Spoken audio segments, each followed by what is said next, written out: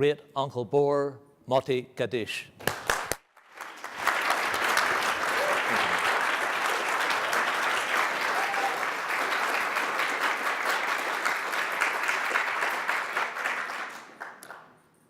Walter Glaser was 9 years old when the Nazis marched into his hometown of Vienna, Austria. The year was 1938, exactly 80 years ago.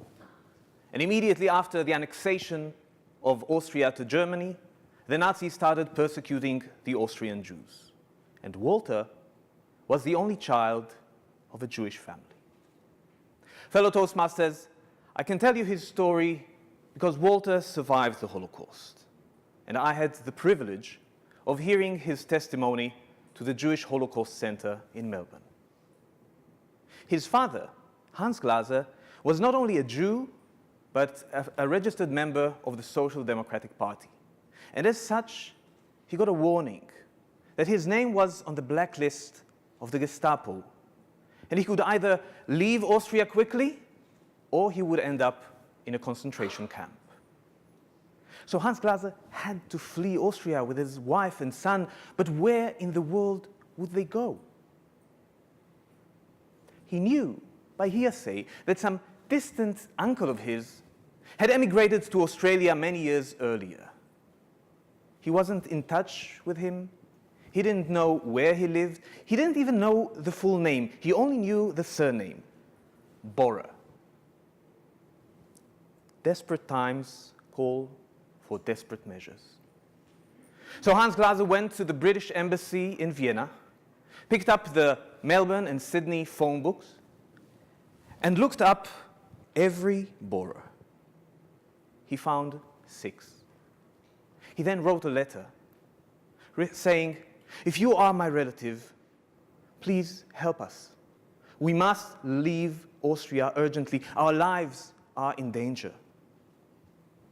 He made 6 copies of this letter, added some photos of the family, and sent the letters to Australia, desperately hoping that maybe one of these letters might just save his family's life. One of the letters was addressed to a Mr. Borer at the Borer and White Ant Exterminating Company in Camberwell, Victoria, where I live. Now, Hans Glaser didn't know any English, so he couldn't have known that a borer is a wood beetle, an insect, a pest. So the company that he had sent the letter to was actually named Borer and White Ant Exterminating Company. The owners of this company were not the business partners Borer and White, but an Aussie bloke named Fred Ashworth. You can imagine how surprised this Ashworth was on the day that he found in his mailbox a letter from Austria in German addressed to his business. And he didn't know any German. But luckily, Fred Ashworth didn't chuck this letter to the bin. Instead, he took it with him to a dinner party that he was invited to that weekend. The hosts were 2 ladies, 2 sisters, Beatrice and Clara Daycombe, very well-educated ladies who did know German. So after dinner, Fred Ashworth asked them whether they could read this letter to him that he had gotten in the mail, and they did. And as they read the letter aloud and translated it to English, you could hear a pin drop. The plea for help touched everybody in the room. And the guests decided that if this Glaser family so desperately needs to find this Uncle Borer, they would become Uncle Borer. The Daycombe sisters said that they would sponsor and support the Glaser family if they came to Australia, a family they didn't know at all. And someone else at the table said that he would take care of arranging a visa for the Glasers to come to Australia. His name was Harold Holt. He was a junior member of parliament at the time, the youngest member of parliament at the age of 30, and would become, decades later, Prime Minister. And on Monday, Harold Holt called the Minister of Interior in Canberra and arranged a visa, a permit, for the Glasers to come to Australia as refugees. Then the Dacom sisters sent a telegram to Vienna, letting the Glazers know that the permit has been arranged. Looking forward to seeing you in Melbourne.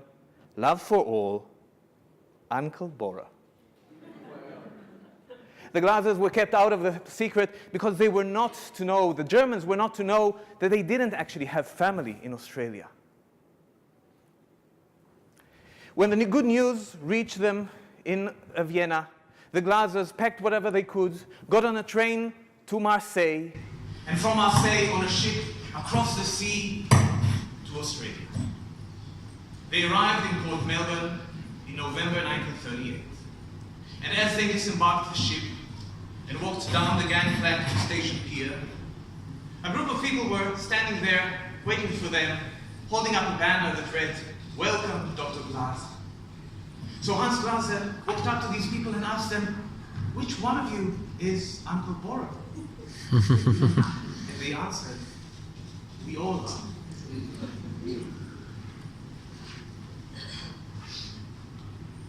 There are 17 million refugees living in the world today. People like you and me, who had to flee their homes because of persecution. For those who come across the seas, we have boundless plains to share. But do we have the courage to care? Can we also be Uncle Bora?